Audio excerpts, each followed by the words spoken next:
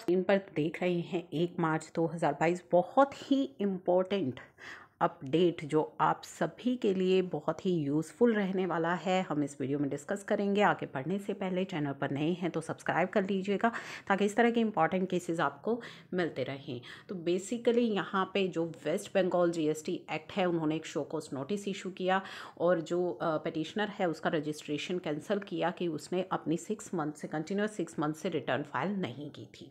ठीक है, इसके बाद अपीलेंट ने जो है अपीलेंट ने रिटर्न फाइल कर दी, टैक्स भी पे कर दिया, लेट फीस भी पे कर दी।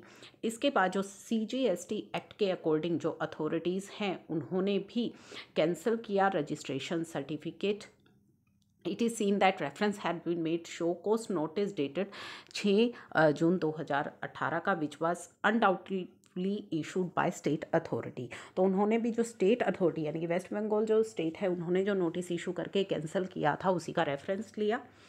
अब इसमें उन्होंने जो सीजीएसटी एक्ट के अकॉर्डिंगली जो रजिस्ट्रेशन कैंसिल किया गया था उनका कहना था कि हमने जो है 2 दिसंबर 2019 को जो है शो कॉज नोटिस इशू किया था और appellate was issue show cause notice उसको इशू किया गया था कैंसिलेशन के लिए क्योंकि उसने 6 महीने से अपनी रिटर्न फाइल नहीं की थी। However there is no reference, उसका कोई रेफरेंस जो है नहीं था। साथ ही जो शो कॉज नोटिस है वो वेबसाइट पर भी अपडेट नहीं हुआ था, अपलोड नहीं किया गया था। तो इसलिए कैंसिलेशन जो है जो कि सेंट्रल अथॉरिटी के द्वारा किया गया वो violation of principle of natural justice है। तो कहने का तात्पर्य ये है कि जो सेंट्रल अथॉरिटीज़ के द्वारा कैंसिलेशन किया गया था क्योंकि ना ही तो उसकी शो कॉज नोटिस की कोई कॉपी वेबसाइट पर थी, तो इस वजह से सेंट्रल अथॉरिटी का जो कैंसिलेशन है वो तो in violation of natural justice है। अब बात आती है स्टेट अथॉरिटीज़ की। जो वेस्ट बंगाल जो सीजीएसटी जो यहाँ पे पहले West Bengal goods and service act के द्वारा जो अथॉरिटीज़ के द्वारा कैंसिल किया गया था, अगर उसकी बात करें तो अपीलेंट ने सभी अपनी रिटर्न फाइल कर दी, टैक्स की भी पे कर दिया, एज वेल एज अपनी लेट फीस एंड इंटरेस्ट की पेमेंट भी कर दी थी अकॉर्डिंग टू देयर कंप्यूटेशन, यानी कि खुद से कंप्यूटेशन करके उसने लेट फीस टैक्स इंटरेस्ट सब कुछ पे कर दिया था, रिटर्न भी फाइल कर दी थी। और उसके बाद उसने फाइल की रिवोकेशन एप्लीकेशन। ठीक है, उसके बाद the state authorities issued show cause notice उसको इशू किया गया कि why the application for revocation should not be rejected, कि आपकी रिवोकेशन एप्लीकेशन को हम रिजेक्ट क्यों ना करें, क्योंकि अपीलेंट ने लेट फीस जो है वो पे नहीं की 17, 18, 18, 19, 19, 20 की and interest liability for late fee filing of return and called upon the appellant to file their reply within 7 days। यानी कि अथॉरिटीज़ के अकॉर्डिंगली जो लेट फीस है या इंटरेस्ट है उसकी पेमेंट नहीं हुई है, इसलिए उसकी रिवोकेशन एप्लीकेशन को जो है वो रिजेक्ट कर रहे थे और उसको रिप्लाई के लिए समय दिया।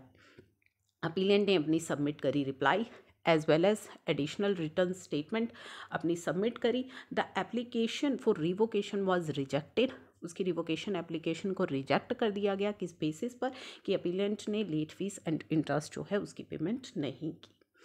दी ऑर्डर जो आया 6 अक्टूबर 2021 को does not state why reply given by the appellant to the show cause notice could not be considered. तो ये चीज़ें थी। नाउ जो हाई कोर्ट का कहना था therefore it has held to be unreasonable, arbitrary and liable to set aside. तो यहाँ पे क्या था कि the state authority did not indicate to the appellant how the computation of late fees and interest done by the appellant while filing the returns for the relevant period is incorrect। तो उन्होंने ये नहीं बताया कहीं भी किसी भी order में कि किस तरीके से जो कंप्यूटेशन है वो इनकरेक्ट है, सीधा कह दिया कि कंप्यूटेशन जो है वो इनकरेक्ट है, फाइलिंग पेमेंट नहीं हुई है। If according to the state authority the late fees जो कि पे की गई थी अपीलेंट के द्वारा वो शॉर्ट है, as per the department computation के अकॉर्डिंग वो शॉर्ट पेमेंट हुई है, then the appellant is entitled to know for which a show cause notice should have been issue. तो उसको एक शो कॉज नोटिस के द्वारा ये सभी चीज़ें क्लियर होनी चाहिए थी। The order rejecting the application for revocation जो कि आपने रिजेक्ट किया 6 अक्टूबर 2021 को उसकी रिवोकेशन एप्लीकेशन को, वो भी टेनेबल नहीं है। Now the appeal and the connected application को अलाउ किया गया and the writ petition stands allow and the order in the said writ petition उसको सेट असाइड किया गया, अथॉरिटीज़ को डायरेक्ट किया गया to restore the appellant certificate of registration को रीस्टोर करें under the provision of both West Bengal Goods and Service Act and Central Goods and Service Act within 1 week from the receipt of copy of this order। तो GST authorities भी और state authorities भी उसका जो registration है उसको restore करें, क्योंकि अगर उसने अपने कंपटीशन के अकॉर्डिंगली पेमेंट कर दी है तो एक शो कॉस्ट नोटिस इशू होना चाहिए था, ताकि उसे अपने डिफरेंस का पता लगे और वो अपना डिफरेंस जो है पे कर सके। असेसीज ने सभी रिटर्न फाइल कर दी है, लेट फी, टैक्स, इंटरेस्ट सभी पेमेंट को कर दी हैं। उसकी रिवोकेशन एप्लीकेशन को रिजेक्ट करना यहाँ पे सही नहीं है। तो दोस्तों ये काफ़ी इम्पॉर्टेंट जो है ऑर्डर होता है, क्योंकि इस तरह का प्रोसीजर फॉलो करना होता है अथॉरिटीज़ को, और वो बिना प्रोसीजर फॉलो किए हैरेसमेंट पर्पज़ से असेसीज का जो सर्टिफिकेट है उसे कैंसिल करते हैं। तो इस तरह के केसेस का आप रेफरेंस वहाँ पे ले सकते हैं।